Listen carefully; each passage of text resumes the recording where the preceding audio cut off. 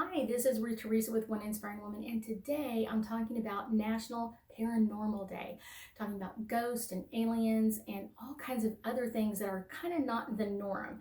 But I have someone in the house with me today, and they're going to be asking me a couple of questions, and you'll get to hear me answer their questions.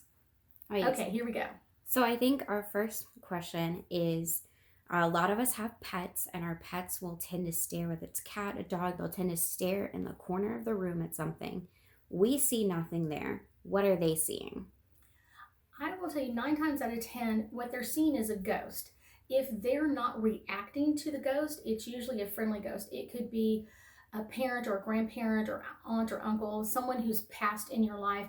And so it's not necessarily a scary ghost, but it's someone that the cat was familiar with, or their energy, they're familiar with that energy of that person.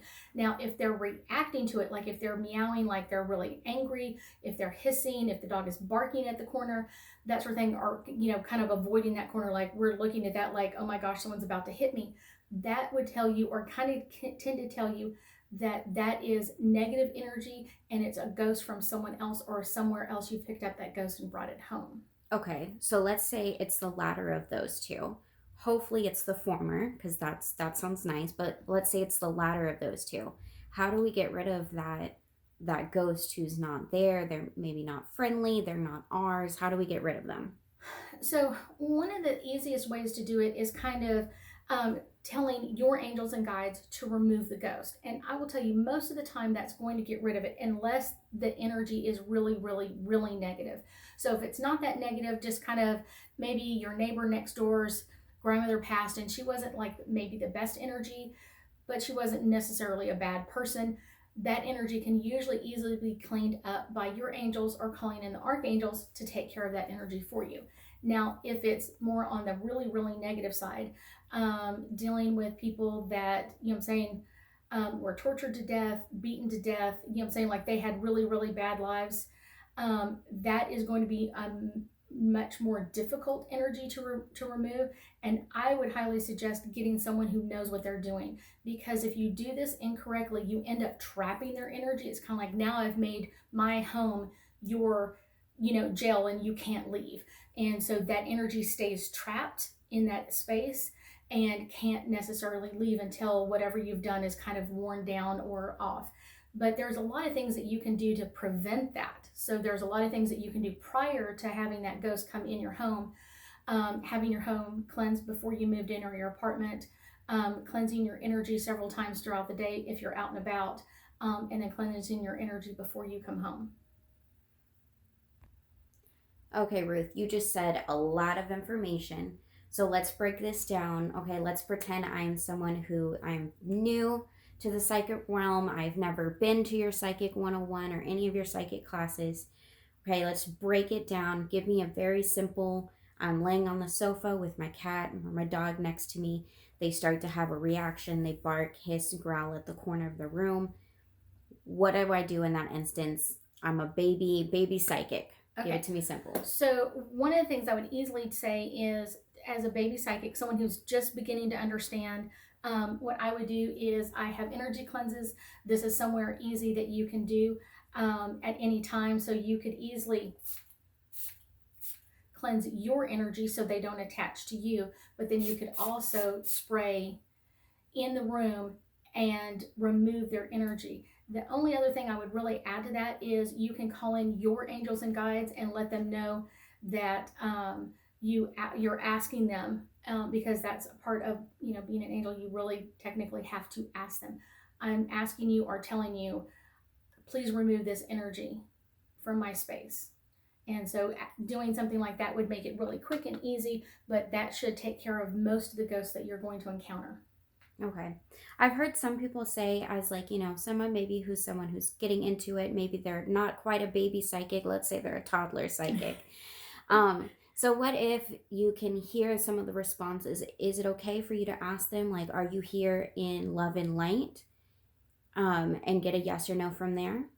You definitely can. If you can hear some of their reactions or their words, one of the first things I often tell my students is, Ghosts are like dogs, and I know that sounds really funny, or cats. Like, they have no personal bubbles, so they're going to be like right up next to you. Usually they're not going to be standing across the room. So one of the first things I would say is, if someone's in your personal bubble, I'd be like, please back off, and I'll talk to you from a distance. And you need to, like, with your mind, or tell them, you can stand near that chair, or you can stand over there near the desk, you can stand at a distance from me, and now we're going to have a conversation from a distance. Once you get that settled in, then ask them, are they from God's light and love? And then you can ask them also, why are you here? Why are you coming to me? What information, or what can I help you with? Okay. Now I have a question, and I bet this is a question that burns in other people's minds. What about those little ghosts or things that you see in your peripheral vision? What are those? Why are they there, and why can we only see them in our peripheral vision? Okay, so the peripheries are all about, they usually are ghosts. They could be our angels as well. It depends on what you're looking at. The problem is, as human beings, what we end up doing 9 times out of 10 is that we're not really thinking about it. We are looking straight ahead, or looking at the TV or the clock or whatever else, and we see some motion out of the corner of our eye. And what do? We're like, and once you've turned and looking at it, then it looks like it's disappeared, right? That's what most people tell me, like, it disappears. Well, the thing is, it hasn't disappeared. It's still right there. The problem is, our ghosts are one-dimensional. The other thing I can relate this to in our human world is, it's like a rainbow. If you're looking at a rainbow at a certain degree, you're going to be able to see it. If you turn and you look at it from a different angle, it completely disappears. And so that's the problem, is when you see the motion out of the corner of your eyes, as humans, we want to turn and look at it. But what we have to learn is kind of like, keep my head still and continue looking out of the corner of my eyes at them. Okay. Now, how do ghosts feel? I know you have a couple clients who've named their ghosts. Mm-hmm. How do ghosts feel about us naming them? I know you have a client his name is Charlie, I believe. Mm-hmm. So how do they feel about naming him, and how do we know if we picked a good name for them? So, actually, my client that named her ghost Charlie, his actual name in life was Charles. So he's completely good with that. So the other one is, they usually don't mind. And usually the name that you'll come up with will be similar to the name that they had in life. So I was talking to a client, I want to say like probably about 2 years ago, and she ended up naming her ghost Frederica, because it was a girl. She just said, I don't know why, I just feel like her name is Frederica. So I was like, okay, not a problem. So I go to her house, and I was like, do you want me to get rid of Frederica? You want me to leave her here? And she goes, no, she's, not bothering me or anything else. And as I was doing the cleanse in her house, Frederica and I had a great talk. Well, Frederica's real name is Frederica. That's the crazy part. You will sense their name. You may sense other things about them, or when you're in around their energy, you may get a sense of a time frame or what happened to them. And that's kind of sometimes the scary part for other people, is realizing, like, they're saying, this happened to me, like someone walked up behind them and scared them. Well, now you're like on, high alert, going, why is this happening? And that may have been how they passed. So someone came up from behind and hurt them or did something to them. And so now that you've connected to their energy, that's why it's better to have them at a distance from you, so you don't pick up their energy. Okay, Ruth, I feel like you just covered several topics in that answer. So break it down to me. How do we go from names for ghosts to feeling some of their energy and like how they could have passed? How do we connect those two thoughts? Because they're always connected, because they're always thinking about, like, what did I miss, or what did I not see before I passed, or what were some of the things that were going on in their life prior to them passing. And so sometimes ghosts are more connected to how they passed than necessarily their life in the human world. So sometimes you'll get overwhelmed with their energy of like how they passed, and not necessarily what's going on around them. I'm going to explain this a little bit more thoroughly. So I was in Arizona. I was going to a group reading with a client of mine. She had set up a group reading with some friends of hers, and we were going to have to drive there. And I'm not from Arizona, I'm from Texas. So she was going to pick me up and take me to wherever this location is. And I kept getting this overwhelming feeling. Even back in Houston, I'm thinking, like, I just keep getting this overwhelming feeling that, like, I'm going to be kidnapped, I'm going to be taken away, and I don't know where this is coming. And I kept working through this, and I could feel several ghosts getting amped up as I was about to travel there. And even on the plane, I kept feeling these same feelings. When I got to Arizona, I kept feeling the same feelings. So when my client came to get me that night, I told her, I was like, wow, I just keep having this feeling that I'm being kidnapped and I'm not going to be able to come back home. And she goes, oh my gosh, that's my grandfather. Her grandfather was scared to death of going to a nursing home. And so her mom kidnapped him. Basically, that's the way he felt about it.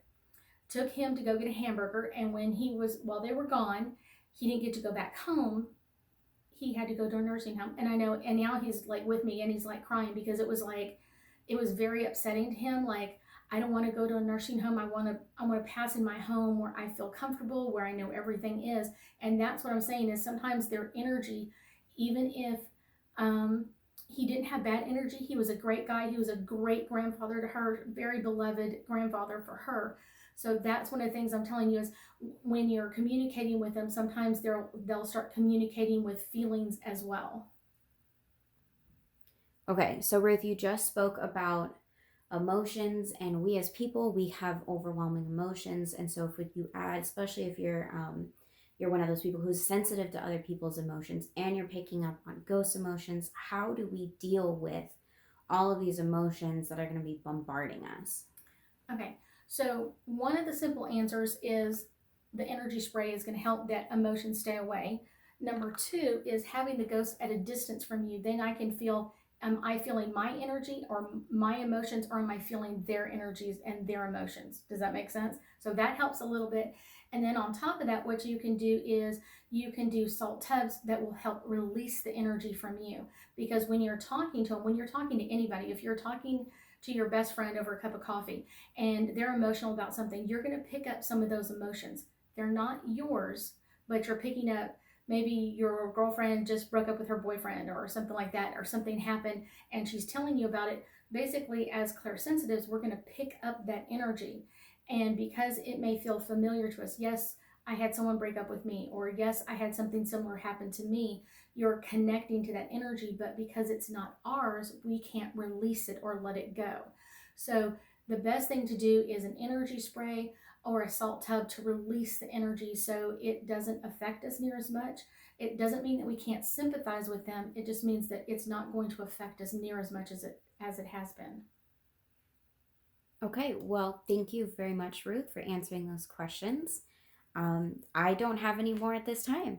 Not a problem. Thank you so much for asking such amazing questions, and I appreciate everybody's input. If you have any comments or would you like to subscribe or like to my channel, please make sure you do so. Talk to you soon.